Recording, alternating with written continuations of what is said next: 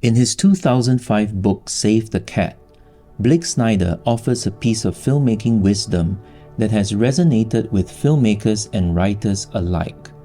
When planning your film's ending, consider using mirror images for the opening and closing shots. But what does that really mean? Simply put, it means that your film should begin with an image that visually represents the core theme of the story, and at the end, return to a similar image, one that mirrors the opening but with subtle, meaningful changes. This technique creates a sense of closure and completion, providing your audience with the feeling that they've witnessed a journey unfold, only to return to the starting point, but now with the transformation that comes from experiencing the full narrative. Repetition is a powerful storytelling tool. It's at the heart of many great films and is what makes cinema so compelling. When you repeat something deliberately, especially at key points like the opening and closing of a film, you're signaling to the audience this matters. It tells them to pay attention. And because the beginning and end of a film are the most critical moments, the repetition of a shot between these 2 points can imbue the story with a deeper sense of meaning. At the start of a film, the audience is primed and eager, ready to dive into the world you're introducing. Their attention is sharp. So when they return to that first image at the end, now evolved in some way, they experience the completion of the journey, the protagonist's transformation. It's not just about how the story ends, but how the person at the end is different from the one who began the journey. Mirror images don't always need to be literal. They can also work symbolically. Consider these examples. In Before Sunrise, the film begins with train tracks, marking the start of a journey. By the end, the protagonist returns to the train, alone once again, but with a heart full of memories. What began as an open, uncertain journey ends with quiet reflection, tinged with both loss and the promise of something enduring. In Gravity, the story opens with a vast shot of Earth from space, symbolizing humanity's technological reach. By the end, we're at ground level looking up, with the protagonist struggling through mud, primal, grounded and alive.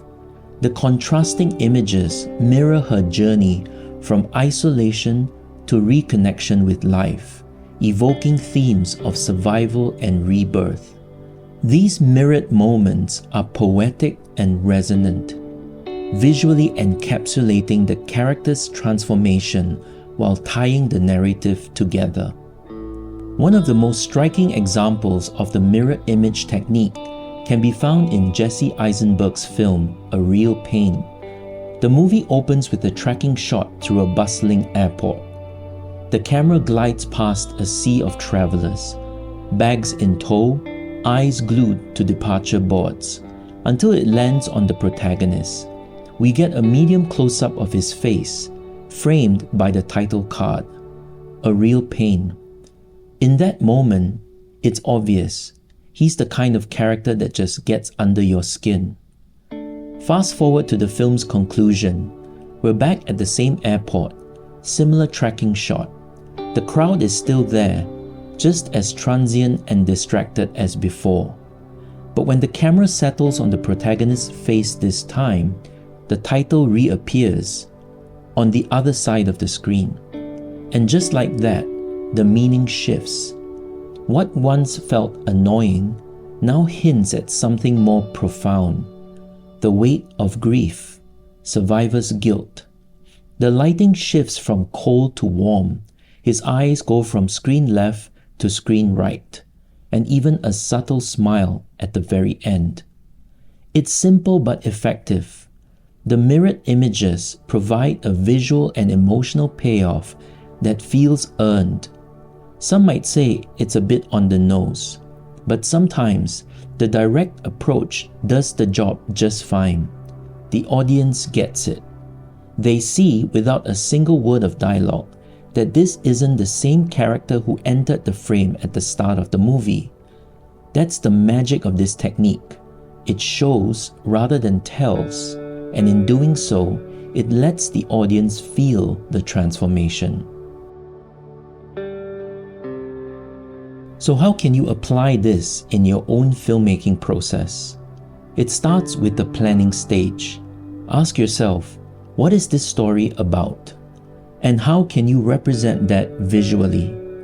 Often, you'll want to introduce your protagonists early, since their journey is at the heart of the film. You might show them in a particular place, holding an object, or doing something that reflects the film's theme. As you approach the end of the film, think about how you can reframe that opening image. What subtle changes can you introduce to show the protagonist's growth, transformation, or realization? The power of this technique lies in its ability to encapsulate the entire arc of the film in a single, resonant image. If you're a filmmaker, give this technique a try in your next project. Think about how you can visually bookend your story, showing the transformation your protagonist has gone through. If you love watching films, pay attention to the opening and closing shots next time you watch a movie. How do they make you feel? Do you feel like a journey has been completed? If you've ever tried this technique in your own films, or if you've noticed it in other films, leave a comment below and share your thoughts. What were the opening and closing shots that stood out to you? Or what other films have used this technique effectively? I'd love to hear your insights. Until next time, keep watching, keep creating, and keep finding those mirror images.